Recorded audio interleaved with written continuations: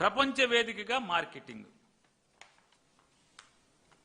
ఆంధ్రప్రదేశ్లో పండించినటువంటి ధాన్యాన్ని తెలంగాణ అమ్ముతాకు దిక్కులేదు. మనోడు మీ శిష్యుడు తెలంగాణ బోర్డర్లో పోలీసులను పెట్టి ఆంధ్రా నుంచి ధాన్యాన్ని రానివ్వట్లా. పక్క రాష్ట్రాన్ని అమ్ముకుంటాకి లేకపోతే పట్టించుకునే దిక్కులేదు ఇవాళ ఆంధ్రప్రదేశ్ రాష్ట్రంలో.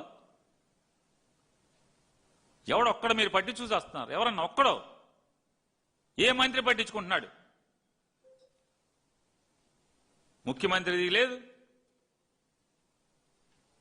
అలాగే డిఫాక్టో సీఎంకి లేదు,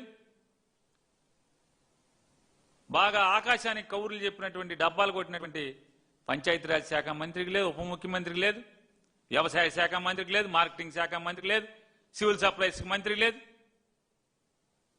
ఆంధ్ర రాష్ట్రం దాటి ఎక్కడికన్నా గింజ వెళ్తుందా? వెళ్తే కదా రైతుకు రేటు రావటానికి.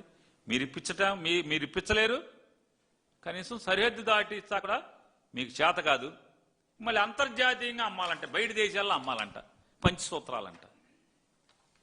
అసలు ఈ డ్రామాలు ఎంతసేపు, ఈ డబ్బా కౌర్లు. చంద్రబాబు నాయుడు గారు ఆయన చెప్తాడు ఏంటంటే,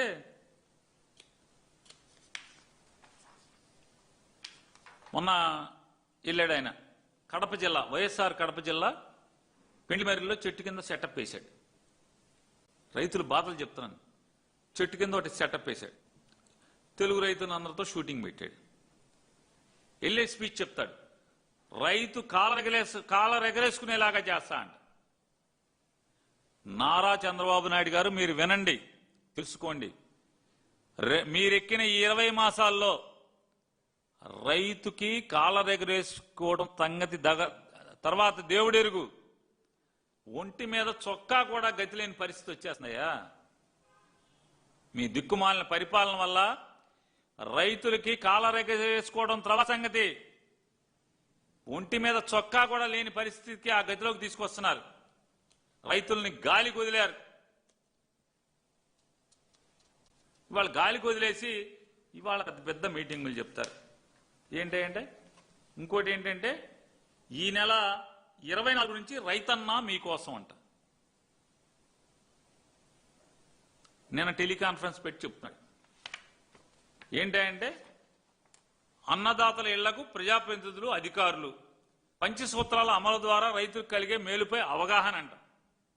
కొనే దిక్కులేదురా బాబు ఇక్కడ అని ఏడుస్తుంటే ఎమ్మెల్యేని ఆఫీసర్లను ఇంటికి పంపిస్తా అంట. పంపించు, రైతులు కూడా ఎదురు చూస్తున్నారు. పంపించు, తొందరగా పంపించండి చంద్రబాబు నాయుడు గారు, తొందరగా పంపించి మీ ఎమ్మెల్యేలని తొందరగా, ఎంత తొందరగా రైతుల దగ్గరికి పంపించి అంత మంచిది. గన్మెన్లు లేకుండా, పక్కన తెలుగుదేశం గోండాలు లేకుండా మీ ఎమ్మెల్యేలను ఒక్కళ్ళని వెళ్ళమని చెప్పు రైతుల దగ్గరికి. పోలీసుల్ని, లోకల్ ఎస్ఐల్ని, లోకల్ కానిస్టేబుల్ని, లోకల్ సిఐని, డిఎస్పీని, తెలుగుదేశం గోండాలు లేకుండా ఒక్కళ్ళు వెళ్ళమని చెప్పండి. ఏం జరుగుతుందో చూడండి ఒకసారి. ఇవన్నీ చెప్పండి, ఈ పాఠాలు. అవి పంచసూత్రాలు. మీరు మొత్తం లండన్లో అమ్ముకోండి మీ బియ్యాన్ని, లేదా ఆఫ్రికాలో అమ్ముకోండి, అమెరికాలో అమ్ముకోండి. ఇక్కడ అమెరికా నుంచి తీసుకెళ్ళి అక్కడ రోడ్డు మీద పెట్టి అమ్మండి, అద్భుతం, బోలంత రేటు వస్తుంది. చెప్పండి వెళ్ళి. ఊళ్ళో కొనే దిక్కు లేదా?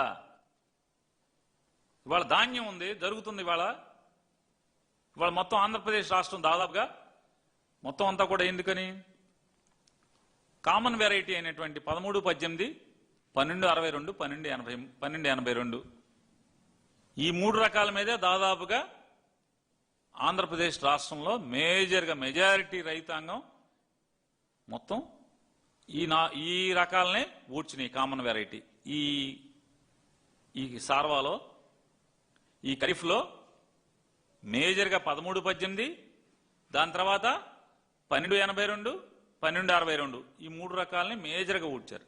సన్నాలు ఊడ్చారా అంటే, సన్నాలు ఏ వెరైటీ ఊడ్చారు? చాలా తక్కువగా ఊడ్చారు. చాలా మినిమం చోట్లే ఊడ్చారు. మరి మీరు తెలంగాణ సరిహద్దు దాటించండి. రాబోయే రోజులు ఇంకా సన్నాలు కోయటానికి ఇంకా టైం ఉంది. ఇంకో 20 రోజులు, నెల రోజులు ఉంది. అంటే ఏ గ్రేడ్ వెరైటీ. బోర్డర్లో మీరు మీ ఓటుతో మాట్లాడి దండనాలు అడ్డంకులు తీయించండి, కనీసం రేట్ అన్నా వస్తుంది. నువ్వు ఎట్లాగ ఇప్పించలేవు చంద్రబాబు నాయుడు గారు, కనీసం పక్క రాష్ట్రానికి అమ్ముకుంటారు. ఇవాళ ఎందుకని అందరూ వెళ్ళారు?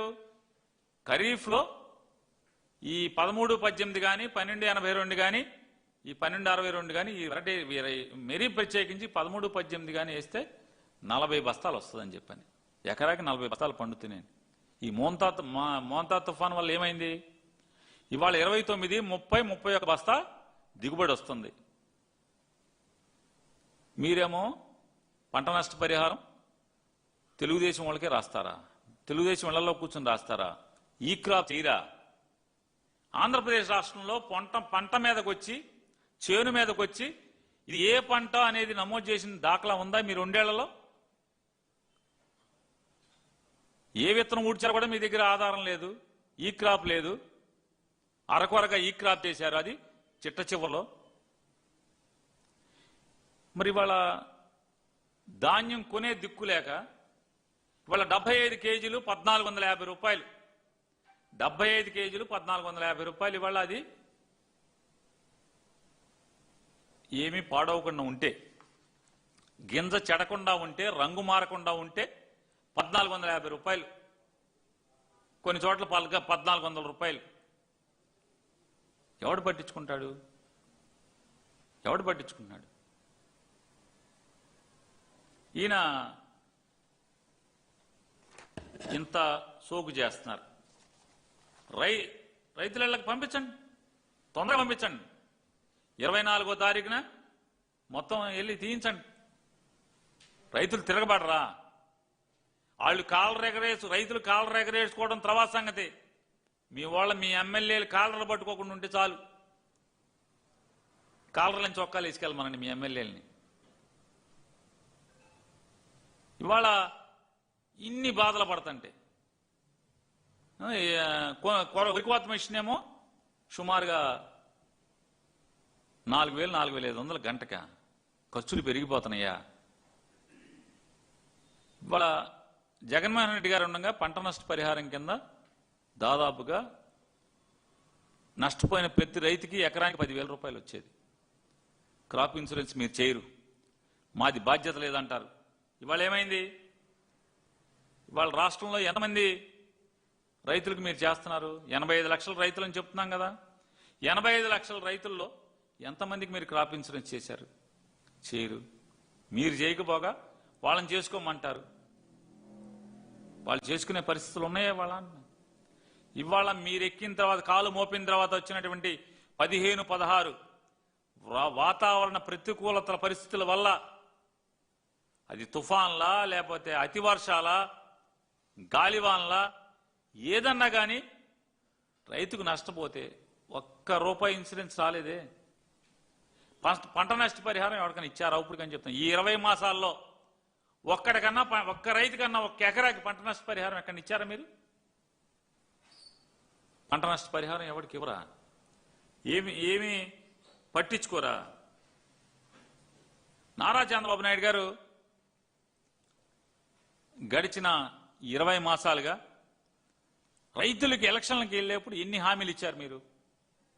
ఎన్ని హామీలు ఇచ్చారు చంద్రబాబు నాయుడు గారు? అన్ని హామీలన్నీ కూడా గాలికి వదిలి, పంటలకి గిట్టుబాటు ధర ఇప్పించకుండా వ్యవసాయాన్ని సర్వనాశనం చేస్తున్నారా? మీరు చేయట్లేదా? మీకు అది అర్థం కావట్లేదా? వ్యవసాయాన్ని ఆంధ్రప్రదేశ్ రాష్ట్రంలో సర్వనాశనం చేస్తున్నారని. ఏ పంట అయినా సరే ఏం చేస్తున్నారు?